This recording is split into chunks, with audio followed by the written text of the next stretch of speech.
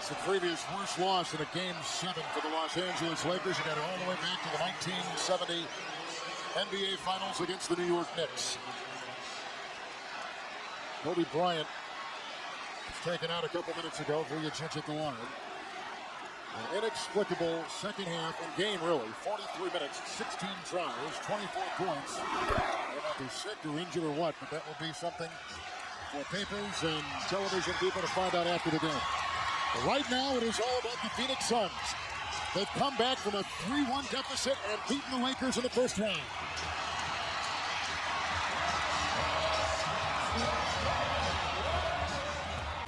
Well, thank you, Kevin, so much for the hallway series, huh? Inside the NBA, presented by Hyundai, comes your way next. Kennedy Joe Smith, Charles Barkley are here with their one-of-a-kind insights. And we'll have the highlights of the post-game chatter. That's what happens, man. You ever got to fight, Ernie. That's how I beat you. You're in a good mood, aren't you? I'm in a great mood. I can tell. You didn't say me, though.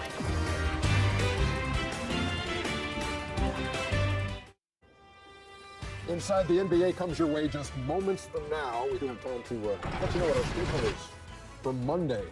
Shaquille O'Neal and the Heat in Game 1 against the Nets, followed by the Clippers and the Suns. Couple of conference semifinal openers on TNT starting at 8 o'clock Eastern Time.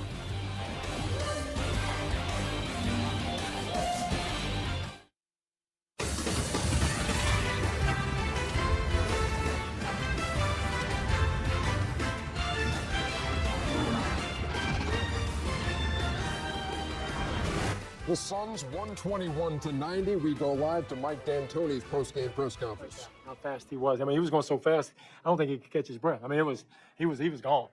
And kind of set the tone. And I just can't say enough about how they fought back and the perseverance. You know, we've gone through it all, just the sixth game, and this one just to top it off, and just really proud of them. Mike, how did this, in your mind, as you look back now, where did the series turn for you, and what turned it around for you? Yeah, I don't think there's one thing. I just think it's the heart and perseverance of our guys just to overcome Game 4. Thinking that, you know, we've been slighted, and thinking that, you know what, we tried to do the right thing, and we kept getting hit, and they just had enough. That was it. Whether they turned it on or thought about it consciously, I don't know. But from that moment, we played the way we played all year. And with that, we welcome you to Inside the NBA, presented by Hyundai. Ernie Johnson, Kennedy Joe Smith, and Charles Barkley. A 31-point victory in a decisive Game 7 for the Suns. How did that happen, Charles? Well, it started in Game 5 when they got the tempo of the game, and they sped up and blew the Lakers out. And, you know, people said in Game 6, they came out like gangbusters. So what happened then, the Lakers came back, but the tempo of the whole series was sped up after Game 5. And if you try to run with the Phoenix Suns, you're going to lose. And there was no doubt in my mind, as I said, they're going to beat these boys like a drum tonight. Because if you try to run with them, you got no chance. 7 Suns in double figures led by Leandro Barbosa with 26 on 10 of 12 shooting. Meantime, on the Lakers side, Kobe Bryant had 24. We'll talk about him in a second. But what about Barbosa, especially in the last 2 games? Well, his speed obviously helped increase the tempo when he got inserted into the starting lineup. Roger Bell was hurt. But, you know, like Charles said, the Phoenix Suns got into a rhythm. You know, it could have been Barbosa, it could have been Roger Bell, it could have been Jermaine Jones. All of these guys have had this type of output when they have a game like this. But the one thing I will say is that Charles and I are going to disagree. Because I really believe that it was good for the Lakers to start and go inside and be the inside man, as Phil Jackson said. But I also believe that those guys can't do it over 7 games. I still felt that there was games where three out of the 7 games, I thought Kobe Bryant would need to assert himself and have those big nights. I don't think there is a guy who is not accustomed to being a 20-point scorer, and you ask him for 7 games in a series to be a 20-point scorer. I don't think it happens. We're going to disagree on that, but that's just my thinking about it.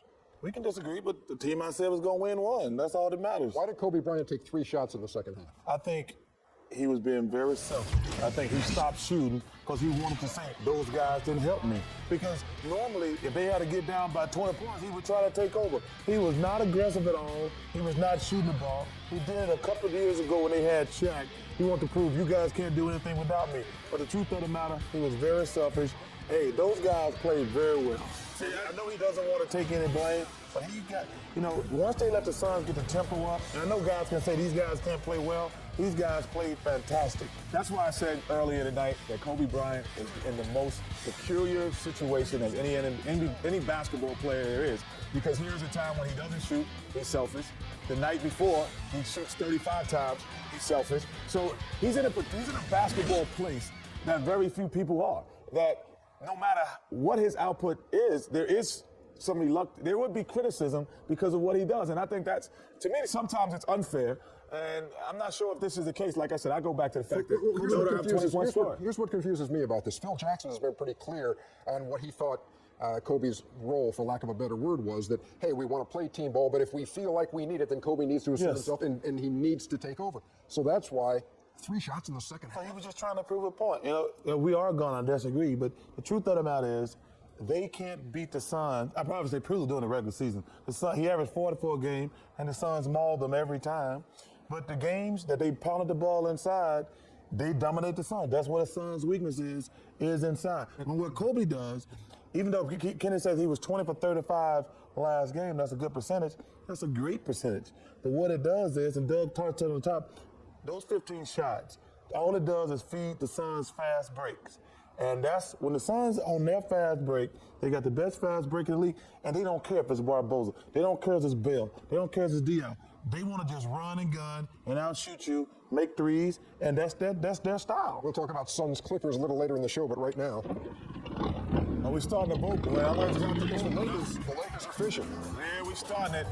But I had to bring all of Hollywood with me. So I went down and I went down, got Snoop, I got Jack, Diane, I got the whole entourage, so to speak. And they all came fishing with me. Leo the boat, Leo's DiCaprio. He got his hat back. There's other slugs in the back. Looks like you got more fish than you did FGAs for Kobe Bryant tonight. We need to talk one more time about that. One more time. We'll do it. Just ahead of inside. Let's talk about the team that's still in the playoffs from now on. We'll look ahead to the beginning of the conference semis tomorrow. I'm excited about Dallas and San Antonio. It's going to be good. Because it's playoff basketball makes it more special. As we all know, celebrities are born in the post. So now I'm a celebrity for 14 seconds. All right.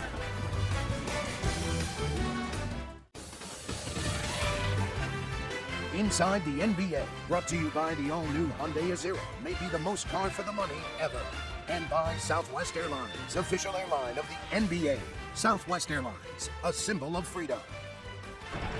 First time a Phil Jackson team has lost in the first round. Here he is. The guys are fumbling the ball and not catching the ball and not shooting the ball in the lane with that kind of decisiveness that it made us good. Our inside game with Lamar and Kwame was limited in this game. I think that changed it up a lot. You were talking about before the game, the inexperience comes to play in a game like this. Yeah, well, I think, inexperience, some of the things have pressure the game, visiting court, those things all play into it. So you had a relentless inside attack going for the first 3 or 4 games.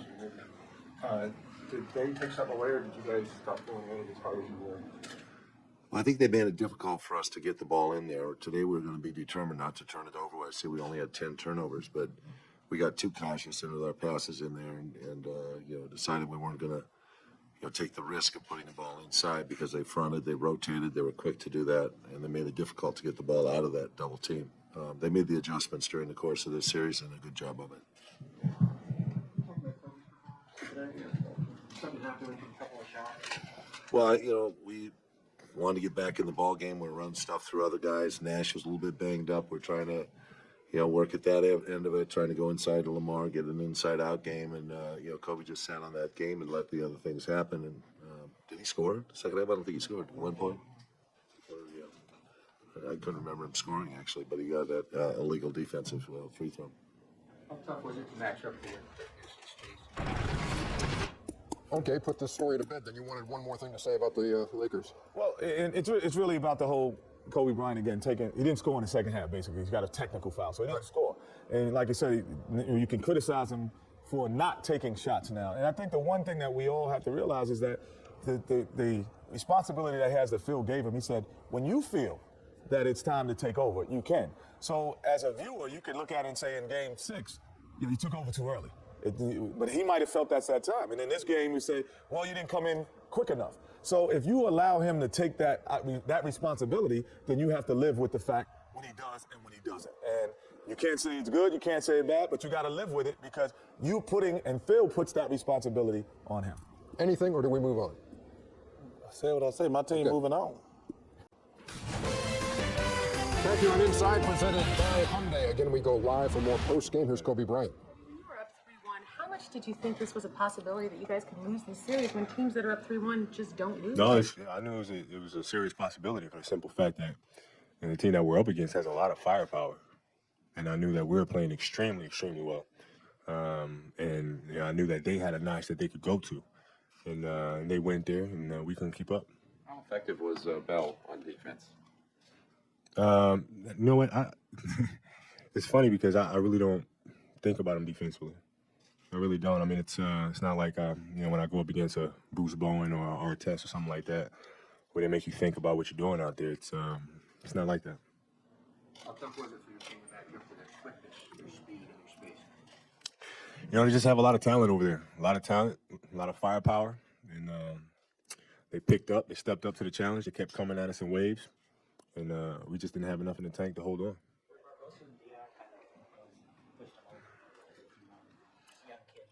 Yeah, I'm really impressed with both of them.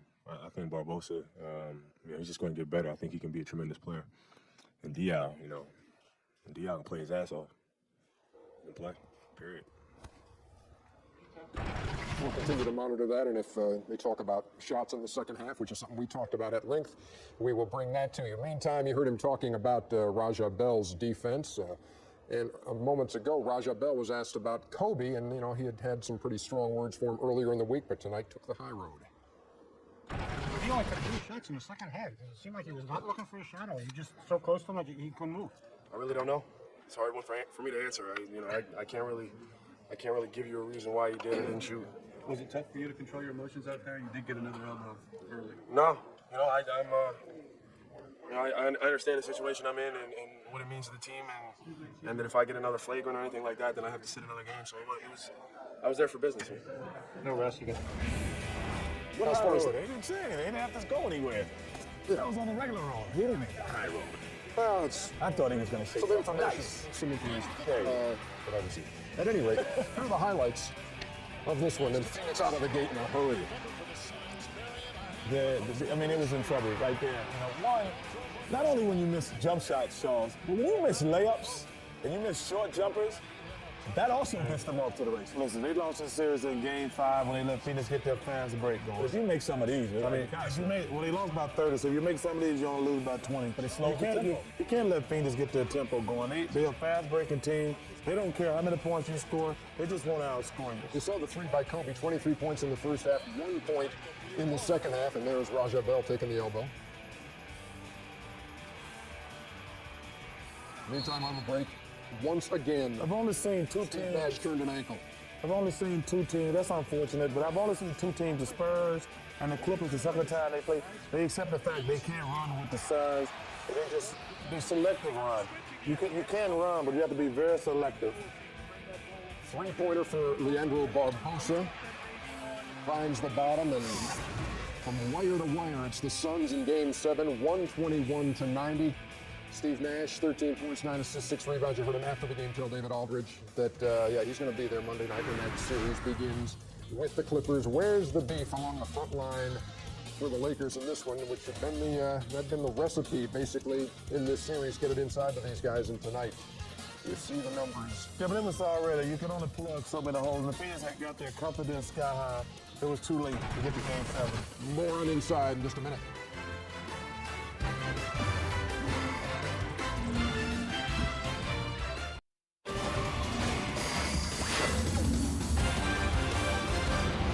When you're approaching the second half, you only took a couple of shots. Well, if we're going to get back in this type of a game, we have to have everybody contributing. In the first half, started, picking it up offensively just to keep us in the hunt. In the second half, when we're going to get back in these type of games, everybody starts getting in the rhythm, and everybody gets pumped up about the game. Just didn't happen for us.